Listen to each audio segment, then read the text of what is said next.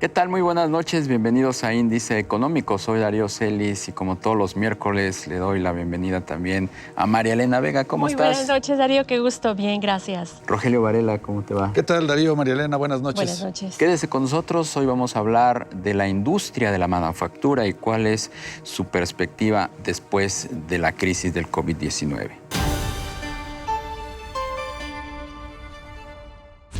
La inflación al consumidor tomó un ligero respiro y mostró una desaceleración en la primera quincena de mayo, pero mantiene niveles por arriba del 7%. Según datos del INEGI, la inflación disminuyó 0.06%, esto respecto a la última quincena de abril. El paquete contra la inflación y la carestía del gobierno de Andrés Manuel López Obrador todavía no tiene impacto en la inflación a los consumidores, según el reporte de la primera mitad de mayo, esto de acuerdo con analistas consultados. La inversión extranjera directa alcanzó niveles récord en el primer trimestre del año. La Secretaría de Economía detalló que entre enero y marzo el país captó 19.427 millones de dólares, un incremento de 63.7% en comparación con el primer trimestre del 2021. El sector industrial está aprovechando la relocalización de actividades que se hacían en Asia y que ahora se piensa se pueden realizar en nuestro país. Vea lo que le preparamos. La actividad industrial en México sigue presentando signos de recuperación tras la crisis causada por la pandemia de COVID-19. Los datos más recientes del INEGI indican que la producción industrial en México subió un 2.6% interanual en marzo, comparado con cifras del mismo mes del 2021.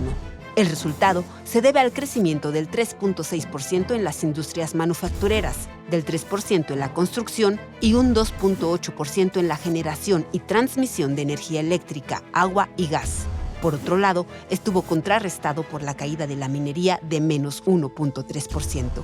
De acuerdo con el indicador mensual de la actividad industrial, en marzo se presentó un repunte de 0.4% respecto a febrero, cuando cayó 1.2%, alcanzando así el mayor nivel desde febrero del 2020, según el registro histórico disponible.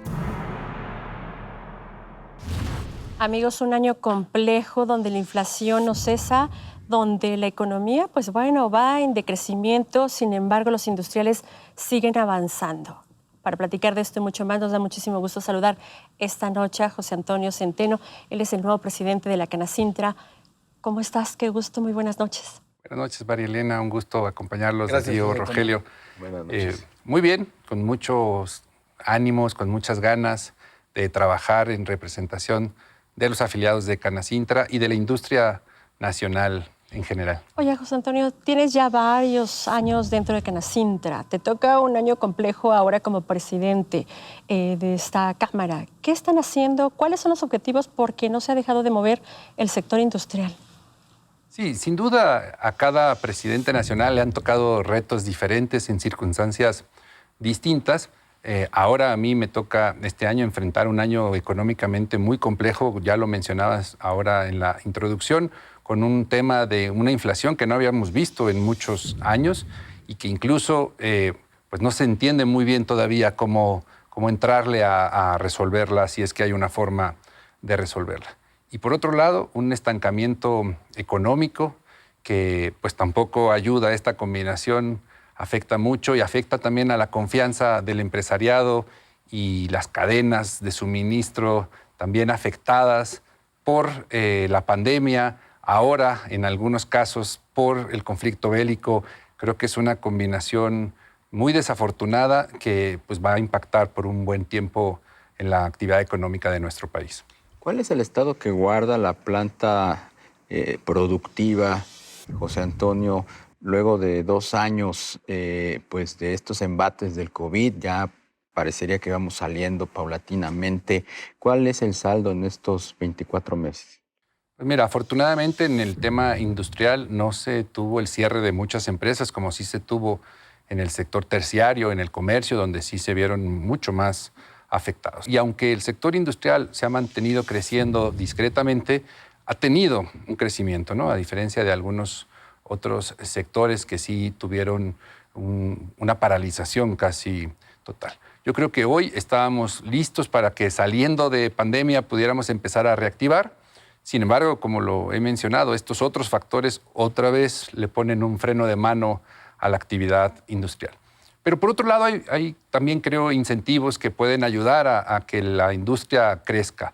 Esta decisión de relocalización de la proveeduría hacia México o en sustitución de China con destino hacia los Estados Unidos puede ser un buen aliciente, puede ser un gran impulso para la industria nacional recuperar mucha actividad.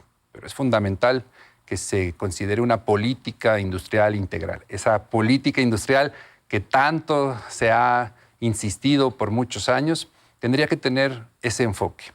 Sobre todo en las empresas afiliadas a Canacintra de la frontera, empieza a darse con mayor frecuencia que reciben solicitudes de cotización de empresas americanas para generar proveeduría. Ahí es importante que se modernice la planta productiva en México, que se pueda tener los créditos competitivos para que haya renovación de bienes de capital, de maquinaria, de equipos, con las innovaciones más recientes. Es importante, si queremos retomar ese liderazgo en proveeduría, que se den todas las condiciones. Y el financiamiento es un tema fundamental para poder competir. Claro, José Antonio, nos comentabas que pues, la inflación es una enorme preocupación pues, en todo el mundo y que a veces no sabemos cómo combatirla. ¿Cómo se está adaptando el sector industrial pues, al PASIC y a pues, las nuevas condiciones que está mostrando la economía? Mira, particularmente el PASIC es un acuerdo que se hizo entre algunos de los principales productores de estos 24 artículos y el gobierno federal para por lo menos contener los precios, en el mejor de los casos, ver si hay que bajarlos. Y la realidad es que mientras no podamos incidir en reducir los costos de producción, difícilmente vamos a poder reducir los precios de venta. La ecuación es muy sencilla. Yo creo que tendríamos que estar trabajando en una segunda etapa del plan para contener la inflación, identificando cuáles son las causas de esa inflación que son internas, porque claramente hay unas que son externas que difícilmente vamos a poder contener. Pero si podemos atacar las causas raíz de muchos de los costos que integran estos productos, a lo mejor sí pudiéramos hacer, además de resolver otros problemas. Y hablo específicamente del tema de seguridad.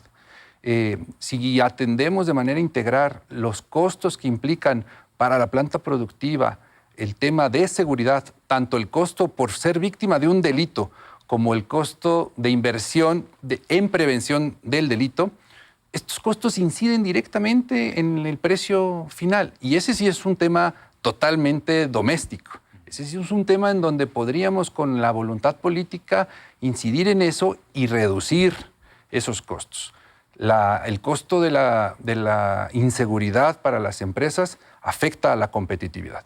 Y eso es algo con lo que sí, mundialmente, no compites con otras naciones, con otras empresas de otras naciones que no tienen esos problemas de inseguridad, que no tienen que invertir ese dinero y se concentran en eficientar sus procesos y no tienen que estar invirtiendo en esto. Oye, José Antonio, estuviste al frente del sector salud dentro de Canacintra antes de ser presidente.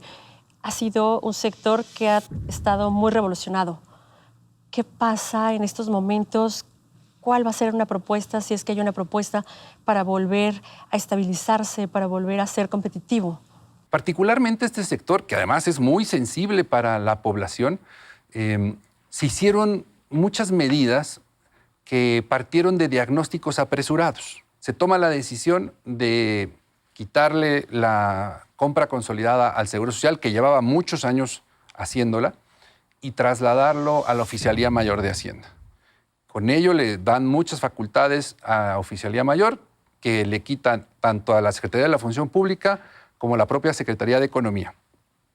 Y nosotros en reuniones con Oficialía Mayor les hacíamos ver que el diagnóstico quizá era apresurado, que el tema de la distribución no era tan simple como se decía, que sí tenía una complejidad importante porque no era lo mismo distribuir medicamentos, distribuir material de curación de alta especialidad que cualquier otro insumo.